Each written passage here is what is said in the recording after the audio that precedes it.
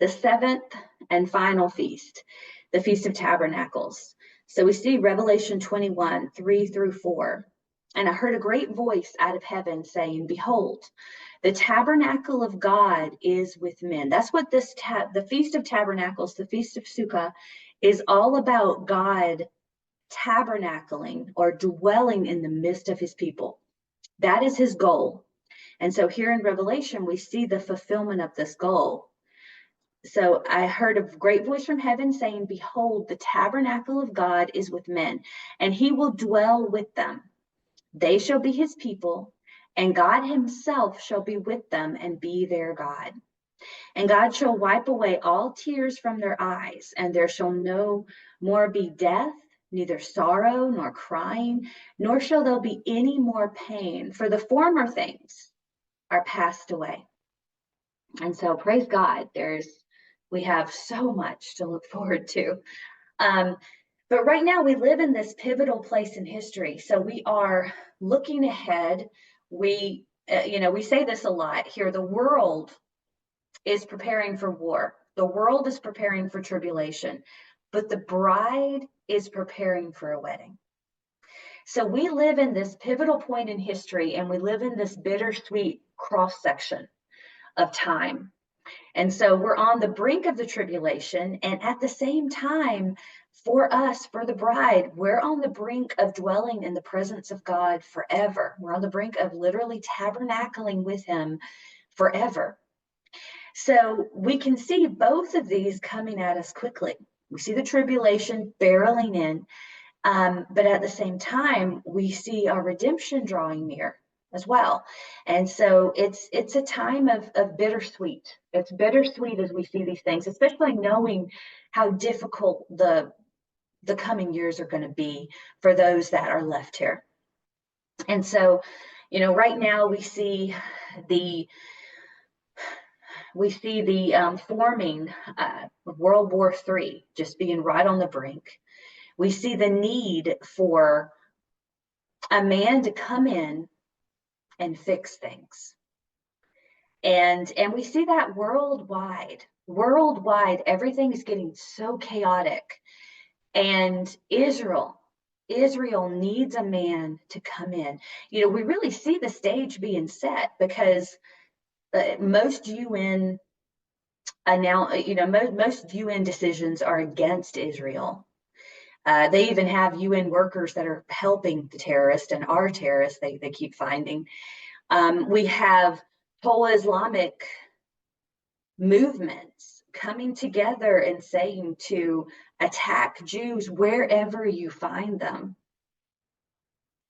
We have Hezbollah, the deadliest casualty event just a few days ago. We have World War III on the cups, and we see the Ezekiel 38 alliance of Russia, Iran, and Turkey. We see that alliance forming right in front of our eyes. We see all these things that are coming together that will happen after we're gone.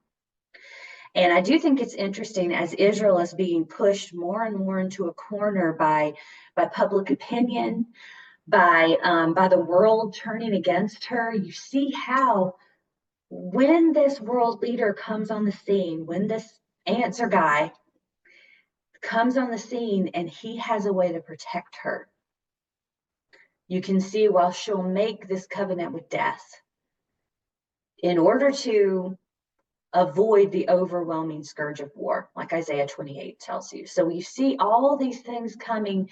You see how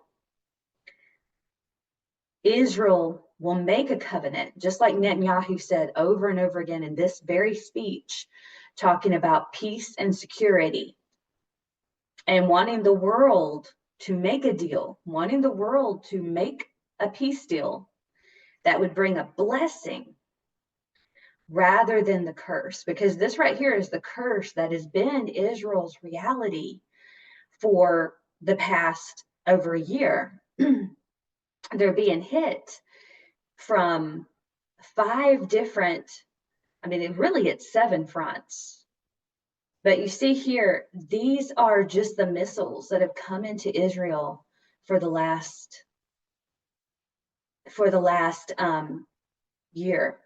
And this isn't even counting really the daily attacks that are happening in Judea and Samaria, where they're being hit by civilians, knife attacks.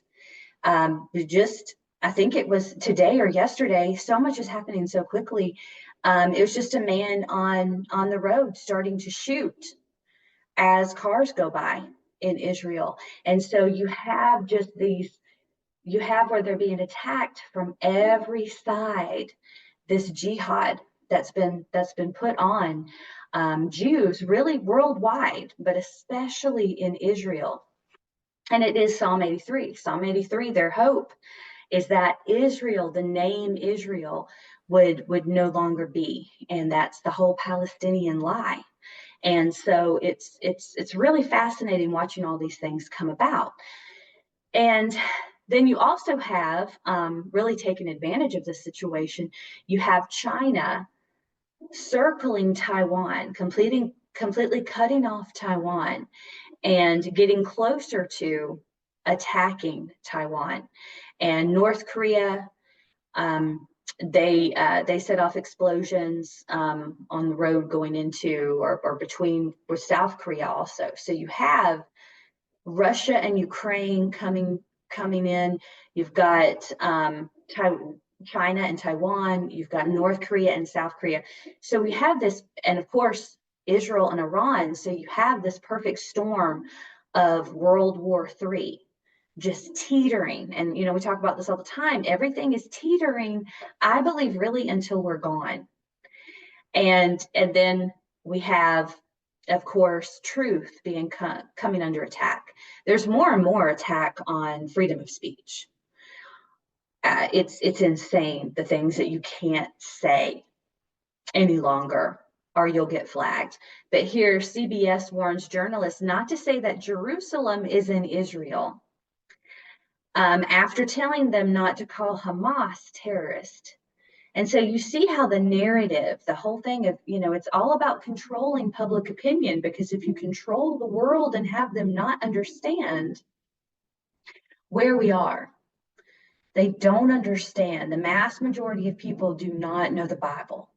They don't know what's happening, that they're literally living in the Bible right now. So it's very important for us to know the Bible so we can share that and actually know what we're talking about when we share it. So it's a bittersweet watch. Revelation 10, 9 through 10. And I went to the angel and said, "Give me the small scroll. Take it and eat it," he said. "It will make your stomach bitter, but in your mouth it will be sweet as honey." So I took the small scroll from the angel's hand and I ate it. And it was as sweet as honey in my mouth, but when I had eaten it, my stomach turned bitter.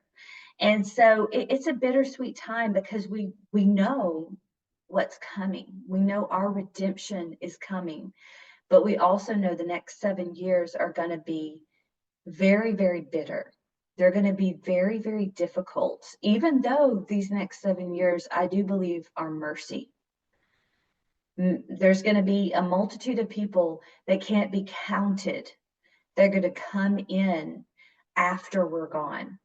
And that's mercy. God is going to shake the world in such a way that people can't stay asleep any longer. And that's mercy.